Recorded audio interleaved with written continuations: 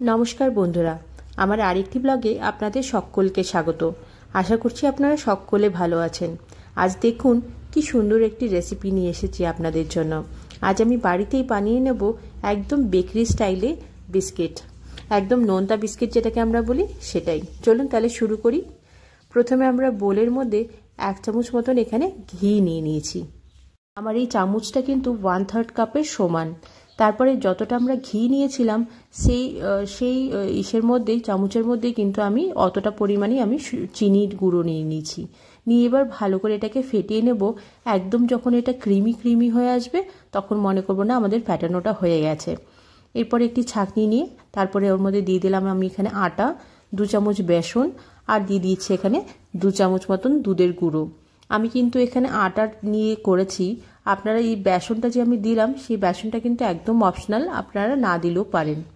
এরপরে দিয়ে দিয়েছিলাম আমি এখানে 1/2 চামচ নুন, 1/2 চামচ বেকিং পাউডার, তারপরে দিয়ে দিয়েছি এলাচ গুঁড়ো, আর দিয়ে দিয়েছি একটু কালো জিরে। কারণ নোনতা বিস্কুট আর একটু কালো জিরে না হলে কি চলে বলুন।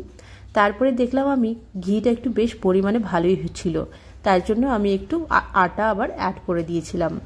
তারপরে এবার মাখানোর জন্য আমি কিন্তু এখানে 4 চামচ মতন ঠান্ডা দুধ দিয়েছি। দুধ দিয়ে জিনিসটাকে একটু যাতে আমরা মাখতে পারি, কারণ যেহেতু ময়ামটা অনেক বেশি আছে তাই দুধ দিয়েছিলাম যাতে ভালো করে জিনিসটাকে মাখানো যেতে পারে। এরপর আমি জিনিসটাকে বাটি থেকে নিচে নামিয়ে নিয়েছি। নামিয়ে নিয়ে কিন্তু এবার ভালো করে বেশ অনেকক্ষণ ধরে এটাকে মেখে নিতে হবে। জিনিসটা মাখানোর পরেও কিন্তু এরকম দেখবেন একটু ফাটা ফাটা হয়ে আসবে, কিন্তু তাতে চিন্তা করার কিছু নেই। এরপর আমি এখানে একটি বেলন দিয়ে ভালো করে জিনিসটাকে বেলে নেব। জিনিসটার সাইডগুলো কিন্তু ফেটে ফেটে আসবে, কিন্তু তাতে একদম ভয় পাবেন না। মাঝখানটা যতটা ঠিক আসবে আমরা কি করব, এবার একটি চাকু নিয়ে সেই সাইডগুলোকে আমরা আগে কেটে নেব। এটি দুটি প্রসেস হতে পারে, আপনারা এভাবেও করতে পারেন, বা এই পুরো জিনিসটিকে নিয়ে আপনারা ক্লিন র্যাপের মধ্যে মুড়িয়ে সেটিকে আপনারা ফ্রিজে রেখেও করতে পারেন। তবে আমি এখানে কেটে কেটে কিভাবে করবেন সেটা দেখাচ্ছি। এখানে কিন্তু আমি কেটে কেটে যে জিনিসগুলো বাদ দিয়ে দিচ্ছি, যে পোর্শনটা, সেটা কিন্তু আবার আমি এরকম করে গোল করে আবার সেটাকে এমনি করে বেলে নিয়ে তারপরে আবার করব। কোনো জিনিসটাকে নষ্ট কিন্তু করব না। দেখুন যতটা আমার ভালো বেরিয়েছিল তার মধ্যে থেকে কিন্তু আমি সেটাকে ভালো করে একটু ডিজাইন দিয়ে তারপরে এগুলোকে ছোট ছোট যেভাবে আপনারা বিস্কিটের শেপ দিতে চাইবেন সেভাবে কিন্তু কেটে নেবেন। এটি কিন্তু খুবই সহজ একটি পদ্ধতি, যেভাবে আপনারা বাড়িতে এই বিস্কিটগুলো বানিয়ে নিতে পারবেন। আর এক্সট্রা কোনো কিছু আপনাদের কিন্তু দরকার হবে না। আর এটা কিন্তু আমি অবশ্যই গ্যাসের উপরেই বানাবো, আমি কিন্তু এখানে মাইক্রোওভেন বা কিছুর ইউজ করব না। দেখুন কিভাবে সুন্দর করে আমি যতগুলো বিস্কিটের এভাবে টুকরো করেছি সবগুলো কিন্তু খুব ভালোভাবে উঠে যাচ্ছে।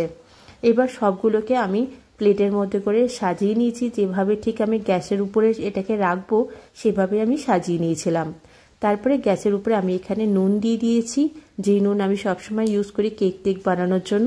সেরকমভাবে আমি প্রথমে এখানে নুন দিয়ে জিনিসটাকে একটু 5 মিনিটের মতন গরম করে নিয়েছিলাম। তারপরে ওর উপরে স্ট্যান্ড দিয়ে আমি এখানে বিস্কুটের ট্রেটাকে এখানে বসিয়ে দিলাম। বসিয়ে দিয়ে তারপরে এবার এটাকে ঢেকে দেবো ভালো করে, যেন কোনো দিক দিয়ে হাওয়াটা না বেরোয় বা গ্যাসটা না বেরোয়। সেইভাবে আমি এখানে 20 মিনিট এটাকে একদম মিডিয়াম ফ্লেমে আমি এটাকে হতে দেব। মিডিয়াম মানে একদম মিডিয়াম টু লো ফ্লেমে এটাকে হতে দেব। আর তারপরে আবার 20 মিনিট কিন্তু 5 মিনিট কিন্তু এটাকে বন্ধ করে রেখে দেবো। কিন্তু বেশিক্ষণও বন্ধ করে রাখা যাবে না, নাহলে বিস্কুটগুলো কিন্তু আবার মিহিয়ে যেতে পারে। দেখুন কি সুন্দর বিস্কুটের কালারগুলো এসেছে, জাস্ট অসাধারণ। এভাবে বিস্কিট তৈরি হয়ে যাবে। তাই বাড়িতেই এভাবে খুব সুন্দরভাবে কিন্তু আপনারা তৈরি করে নিতে পারবেন। চলুন তাহলে ভিডিওটি এখানেই শেষ করলাম। যদি ভিডিওটি ভালো লেগে থাকে তাহলে প্লিজ ভিডিওটিকে একটু লাইক করবেন, আর অবশ্যই আমার চ্যানেলটিকেও একটু সাবস্ক্রাইব করে নেবেন।